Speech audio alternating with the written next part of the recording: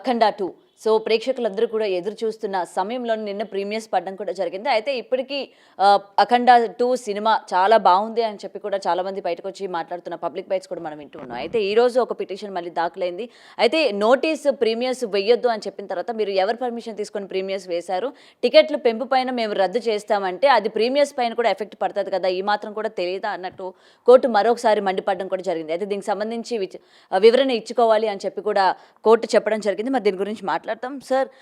అసలు ఎందుకు సార్ ఒకదాని తర్వాత ఒకటి ఎందుకంటే ప్రీమియర్స్ పడే వరకు ఏంటి మరి కాసేపట్లో ప్రీమియర్స్ పడతాయి అన్నంత వరకు కూడా కోర్టు ఆపాలనుకుంటే ఆపేయొచ్చు. బట్ ఈరోజు ప్రీమియర్స్ పడిపోయిన తర్వాత మళ్ళీ ఈరోజు సీరియస్ అవ్వడం, ఎవరిని అడిగి మీరు ప్రీమియర్స్ వేశారు అని అడగడం కావచ్చు, దీనికి మీరు ఎక్స్ప్లెనేషన్ ఇచ్చుకోవాలి అని చెప్పడం కావచ్చు. సో ముఖ్యంగా అఖండకి సంబంధించి ఎందుకు రోజుకొక చిక్కుల్లోని ఉండడానికి గల కారణాలంటే ఏం చెప్తారు? అది సినిమాకి సంబంధం లేదమ్మా. ఇప్పుడు ఎవరో ఒకరు పిటిషన్ వేసిన పిటిషన్ అత్యున్నత న్యాయస్థానం స్టే ఇచ్చింది, రేట్లు రద్దు చేయమంది. సినిమాని రద్దు చేయలేదు. మీరు అబ్జర్వ్ చేసుకోండి, సినిమాని రద్దు చేయలేదు, రేట్లు రద్దు చేసింది ఆర్డర్ కాపీస్ రావాలి. ఆర్డర్ కాపీస్ రాకుండా ఎవరు కూడా మనకి ఏముందో తెలియదు, దాంట్లో సారాంశం ఏముందో తెలియకుండా ఎవరు ఆపలేరు. ఆల్రెడీ బుక్ మై షోలో ఆల్రెడీ సోల్డ్ అవుట్ అయిపోయి టికెట్స్. ఇది గవర్నమెంట్ తప్పు చేసింది. గవర్నమెంట్ ఏం తప్పుదాం చేసింది? ఎప్పుడైతే వచ్చిందో వాళ్ళకి జీవో ఇచ్చారో, జీవో ఇచ్చిన తర్వాత ఎప్పుడైతే కోర్టు ఇచ్చారో గవర్నమెంట్ ఇమీడియట్లీ రియాక్ట్ అవ్వాలి. గవర్నమెంట్ రియాక్ట్ అవ్వట్లేదు. మీరు ఇప్పుడు ప్రొడ్యూసర్లో వాళ్ళని అంటానికి లేదు, గవర్నమెంట్ రియాక్ట్ అవ్వట్లేదు. గవర్నమెంట్ తప్పు చేస్తుంది. మళ్ళీ నిదాక నేను కోమటిరెడ్డి వెంకటరెడ్డి గారు చూశాను, అసలు ఆయన మాట ఇంకెవరు నమ్మరేమో. ఎందుకంటే ఫ్యూచరు ఎప్పుడు కూడా అంటాడు ఆయన, ఈసారి పొరపాటు జరిగింది, మళ్ళీ ఇంకోసారి జరగనివ్వం. మీరు ఇస్తున్నారు, తప్పు చేస్తూ పొరపాటు అంటున్నారు. నేనేమంటానంటే మీరు ఒక మినిస్టర్ సార్, మీకు ఒక రాయల్టీ, మీకు మంచి పేరు ఉంది. మీరు ఒక మాట మీద స్టాండ్ అయి ఉండాలి. మీరు దిల్ రాజు మీ బంధువు అని ఇచ్చారో లేకపోతే ఇంకొకరు మీ బంధువు అని ఇచ్చారో నాకైతే తెలియదు, కానీ గవర్నమెంట్ అనేది ప్రజలది. వన్ టైం అసెంబ్లీలో వాగ్దానం చేశారు, మాట తప్పారు, అదే దిల్ రాజు సినిమాకి. మళ్ళా మాట తప్పారు, అదే దిల్ రాజు సినిమాకి. మళ్ళీ అదే మాట తప్పారు దిల్ రాజు సినిమాకి. కోర్టు వారు 2 సార్లు ఆర్డర్ ఇచ్చారు, 3 సార్లు ఆర్డర్ ఇచ్చారు. 3 సార్లు కోర్టును ధిక్కారణ చేసింది గవర్నమెంట్. కోర్టును పట్టించుకోనిది గవర్నమెంట్. కోర్టును పట్టించుకోనిది హోమ్ సెక్రటరీ. కోర్టు వారు both parties and agreed and arguments and order వచ్చేటప్పుడు మీరు ఇమ్మీడియట్లీ థియేటర్కి ఇన్ఫామ్ చేయాల్సిన బాధ్యత ఎవరిది? Home department and police and revenue department. Immediately మీరు అందరికీ నోటీసులు సర్వ్ చేయాల్సిన బాధ్యత, రెస్పాన్సిబిలిటీ ఉంది. మరి మీరు అక్కడ ఆర్డర్ వచ్చిన తర్వాత మీరు చేయలేదు, వాళ్ళు అమ్మేసుకున్న టికెట్లు, షోలు పడిపోయిన తర్వాత ఇవాళ మళ్ళీ ఆగ్రహం వ్యక్తం చేశారు. ఓకే, డివిజన్ బెంచ్ కోర్టు మీద స్టే ఇచ్చారు. ఓకే, స్టే ఇచ్చారు కాబట్టి అదృష్టం. ఇవ్వకపోతే కనుక గవర్నమెంట్ వారు ఫస్ట్ కరెక్ట్గా యాక్టివ్లో ఉండాలి. అత్యున్నత న్యాయస్థానాన్ని గౌరవించకపోతే ఎవరిని గౌరవిస్తాం మనం? అత్యున్నత న్యాయస్థానం ఇచ్చిన మనం ఉత్తర్వులని మనం గౌరవించాలి కదా. గౌరవించాలంటే ఎగ్జిక్యూటివ్కి ఏం తెలుస్తుంది? ఎగ్జిక్యూటివ్కి ఏం తెలుస్తుంది అంటే, మీరు నోటీస్ ఇస్తే, మాకు జీవో ఇచ్చారు, జీవో క్యాన్సిల్ అని ఆర్డర్ కాపీ వస్తే తెలుస్తుంది. ఎందుకంటే సోషల్ మీడియాలో 100 వస్తాయి. సోషల్ మీడియా అన్నీ కూడా మేము దాన్ని తీసుకొచ్చి ఈ డిఆర్ట్లో ఇది వెయ్యండి, ఇది ఆపండి అని చెప్పలేం కదా. ఇప్పుడు ఆపమని సోషల్ మీడియా వస్తుంది, వెయ్యమని ఆ సోషల్ మీడియా వస్తుంది. సోషల్ మీడియా తీసుకొని మేము వేయలేము, మేము ఆపలేము. ఇది recorded and document and order copy and recorded and GO copy వచ్చింది, మేము అమ్మాం. మళ్ళీ కోర్టు వారు ఆర్డర్ కాపీ మాకు అందించి నోటీస్ ఇచ్చి, లేకపోతే మీరు ఎప్పుడైతే నోటీస్ ఇచ్చున్నా మేము ఆపేవాళ్ళం. అంటే మా ఎగ్జిక్యూటివ్స్, నేను తెలంగాణలో నాకు థియేటర్లు లేవు కనుక ఎగ్జిక్యూటివ్ని తప్పు పట్టడానికి ఇక్కడ ఎక్కడ లేదు. గవర్నమెంట్ తప్పు చేస్తుంది. అత్యున్నత న్యాయస్థానమే మళ్ళీ స్టే ఇచ్చారు అంటే ఇవన్నీ నడుస్తున్నాయి. నేనేమంటానంటే, అత్యున్నత న్యాయస్థానాన్ని మనం గౌరవించకపోతే, రాజ్యాంగాన్ని మనం గౌరవించుకోకపోతే, న్యాయస్థానాన్ని మనం గౌరవించుకోకపోతే, న్యాయస్థానం ఆర్డర్ని మనం గౌరవించుకోకపోతే రేపు రాబోయే రోజుల్లో గట్టికాల పరిస్థితి వస్తుంది. ఎందుకంటే సుప్రీంకోర్టు ఆర్డర్ ప్రకారం మళ్ళీ ఆర్డర్ వస్తే ఆర్డర్ని కూడా ధిక్కరించారు.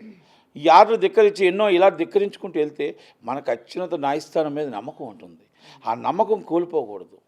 ఆర్డర్ కాపీ అంటే ఆయుధం, ఆర్డర్ కాపీ అంటే న్యాయస్థానం కాగితం ఇచ్చారంటే శిలాశాసనం. మీరు ఆ శాసనాన్ని కూడా ధిక్కరిస్తున్నారు అంటే కోమటిరెడ్డి వెంకటరెడ్డి గారి మాటలు చాలా హాస్యాస్పదంగా ఉన్నాయి. మేము ఆ రోజు ఇవ్వకూడదు అనుకున్నాం, గేమ్ చేంజర్కి ఇచ్చాం. ఆ రోజు ఇవ్వకూడదు అనుకున్నాం, ఓజీకి ఇచ్చాం. ఆ రోజు ఇవ్వకూడదు అనుకున్నాం, ఈ సినిమాకి ఇచ్చాం. పొరపాటు అయిపోయింది, ఇంకెప్పుడు ఇవ్వం. మీరు రిపీట్ చూసుకోండి, మీరు యూట్యూబ్లో ఉంటాయి. 3 సార్లు 3 డైలాగులు ఉంటాయి. Is a cinematography minister, is a very valuable minister, ఆయనకు మంచి పేరు ఉంది. ఇలా మాట్లాడొచ్చా? అంటే ప్రజలు ఏం అర్థం చేసుకుంటారు? ఇది నేనేమంటున్నానంటే, మీరు రేట్ ఇవ్వండి, రేట్ ఇవ్వకపోండి. రేట్ ఇస్తే ఇష్టం వచ్చిన సినిమా చూస్తారు, లేకపోతే మానేస్తారు. కానీ ఈ విధంగా మాట మార్చడం, మాట రావడం అనేది ఎందుకు? ఇప్పుడు ఆంధ్రప్రదేశ్లో ఇస్తున్నారు, బరాబర్ ఇస్తున్నారు. మీరు 10,000 టికెట్ కావాలా, రెడీ. 20,000 కావాలా, రెడీ. 30,000 కావాలా, మేము జీవో ఇస్తాం. కొనుక్కున్నాడు సినిమా చూస్తాడు, కొనుక్కున్నాడు ఇంట్లో ఉంటాడు. మాకు అడిగారు గవర్నమెంట్, మాకు అడిగారు ప్రొడ్యూసర్, మేము ఇచ్చాం. మీరు అదే చేయండి. మీరు 20% అన్నారు, ఇప్పుడు మాట్లాడుతున్నాను నేను. 20% కార్మికులకు ఇవ్వాలి అన్నారు. ఎవరు ఇవ్వాలి? ఎగ్జిబ్యూటర్ బాధ్యత, డిస్ట్రిబ్యూటర్ బాధ్యత, ప్రొడ్యూసర్ బాధ్యత. ప్రొడ్యూసర్ ఆల్రెడీ అయిపోయి ఇబ్బందులు పడి ఇంకొకరు డొనేషన్ చేసి సినిమాని రిలీజ్ చేశారు. మరి ఆ ప్రొడ్యూసర్ 20% కలెక్షన్లు ఇస్తాడా? వస్తుందా? అంటే రెస్పాన్సిబిలిటీ ఎవరు? ఎఫ్డీసీయా? ఎఫ్డీసీకి ఎవరు ఇవ్వాలి? 600 రూపాయలు టికెట్ అమ్మితే దాంట్లో 120 రూపాయలు ఎవరికి ఇవ్వాలి? మీరు ఎగ్జిబ్యూటర్ ఇవ్వాలి. అదేనా మీరు జీవోలో పాస్ చేశారా? అంటే మీ జీవోలే తప్పులు తడకున్నాయి. 20% కార్మికులకి బెనిఫిట్కి ఇవ్వాలి అంటే దాని మీద ఒక రూల్స్ అండ్ రెగ్యులేషన్స్ ఉండాలి. ప్రొడ్యూసర్ ఎప్పుడు కూడా ఇవ్వలేడు. ప్రొడ్యూసర్ సినిమా అయిపోయిన వెంటనే అక్కడ అయిపోతుంది, క్లోజ్ అయిపోతుంది. ఎందుకంటే ఆ నిర్మాత ఆటోమేటిక్గా డబ్బు పెట్టాడు. లాభాలు వస్తాయో నష్టాలు వస్తాయో నిర్మాత ఇవ్వలేడు. డబ్బు ఎవరు కలెక్ట్ చేస్తున్నారు పబ్లిక్ దగ్గర? ఎగ్జిబ్యూటర్ ఇవ్వాలి. లైసెన్స్ అథారిటీ ఎవరు? ఎగ్జిబ్యూటర్. ఎఫ్డీసీతో లింకులు ఎవరికి? ఎగ్జిబ్యూటర్. మీరు అది పాస్ చేయండి. అప్పుడు అది గవర్నమెంట్. మరి కోర్టు వారికి చెప్పండి, శాశ్వత ఆర్డర్ తీసుకోండి. ఎందుకు ఇప్పుడు హీరోని ఇబ్బంది పెట్టడం, నిర్మాతని ఇబ్బంది పెట్టడం, మీరు ఎగ్జిబ్యూటర్ని ఇబ్బంది పెట్టడం? అండ్ ఇక్కడ ఖచ్చితంగా మీరు అన్నట్టు ఇక్కడ హీరో కావచ్చు, లేకపోతే ప్రొడ్యూసర్ కావచ్చు, మరొకసారి ఇబ్బంది పడినట్లు అనిపించింది. ఎందుకంటే ప్రీమియర్స్ పడతాయా లేదా అని ఒక క్లారిటీ లేక కొన్ని థియేటర్స్లోని కొంతమంది ఉండడం, లేకపోతే టికెట్ మేము బుక్ చేసుకోవాలో వద్దా, థియేటర్ వరకు వచ్చినంత వరకు కూడా కన్ఫర్మేషన్ చేసుకున్నాక కొనుక్కున్న వాళ్ళు కూడా ఉన్నారు. దానివల్ల కూడా నిన్న ప్రీమియర్స్లోని అనుకున్నంత స్థాయిలోని రాలేదు కలెక్షన్స్ అన్న మాట కూడా ఈ ఎఫెక్ట్ ఆంధ్రాలో కొట్టింది. ఆంధ్రలో కూడా ఎందుకంటే ఇక్కడ మీరు సోషల్ మీడియాలో వచ్చేటప్పుడు అది ఆంధ్రప్రదేశ్, తెలంగాణ ఉండదు. మొత్తం సోషల్ మీడియా అంతా ప్రపంచం అంతా వస్తుంది. ఆ ప్రపంచంలో సినిమా మళ్ళీ ఆగిపోయిందా? రాత్రి మొత్తం టోటల్గా వైజాగ్లో 40 లక్షల రూపాయలు రిటర్న్ తీసుకున్నారు. టికెట్స్ అంతా వాపస్ ఇచ్చారు. పావుతో ఒక 11 రూపాయలు. అది ప్రొడ్యూసర్లు తప్పు, క్లియరెన్స్ ఇవ్వకపోవడం. అంటే వాళ్ళు ఏంటంటే సినిమా 5వ తారీఖు నాడు అవలేనిది మన 12వ తారీఖు కూడా తప్పు చేశారు. ఓకే, అది పక్కన పెట్టేద్దాం. ఇప్పుడు ఏదైతే ప్రీమియర్ షో ఉందో ఆ ప్రీమియర్ షోలో వీళ్ళు చేసిన తప్పులు ఏంటంటే, ఎప్పుడైతే సోషల్ మీడియా వస్తుందో ఒక్కరు కూడా ప్రెస్ నోట్ ఇవ్వలే. ప్రెస్ నోట్ ఇచ్చి తప్పు, షోలు ఆగలేదు, షోలు ఆగవు, హైకోర్టు వారు ఇచ్చిన రేట్లు మాత్రమే అని అటు సినిమా దగ్గర నుంచి కూడా చెప్పలేదు.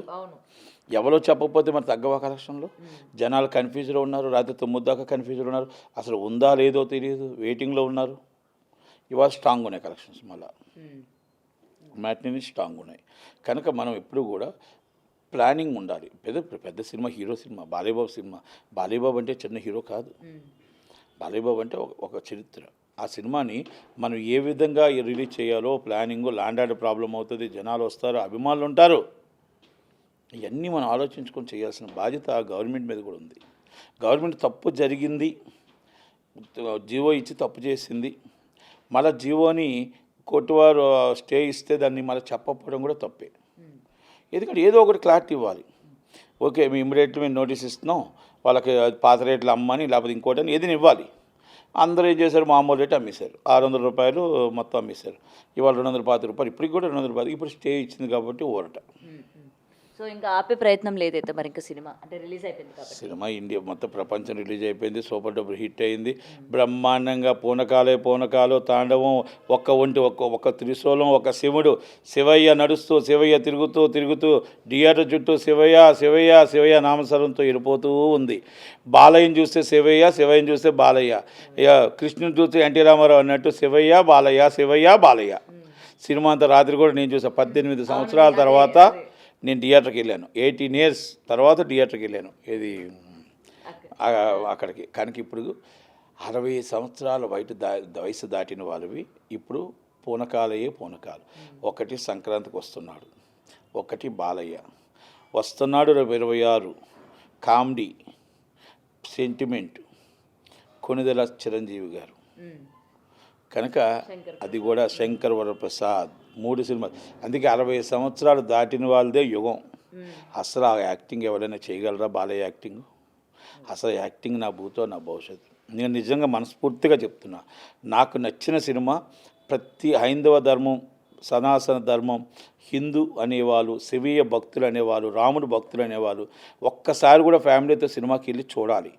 చూడకపోతే నిజంగా మన ఇండియన్ తప్పు చేసినట్టే.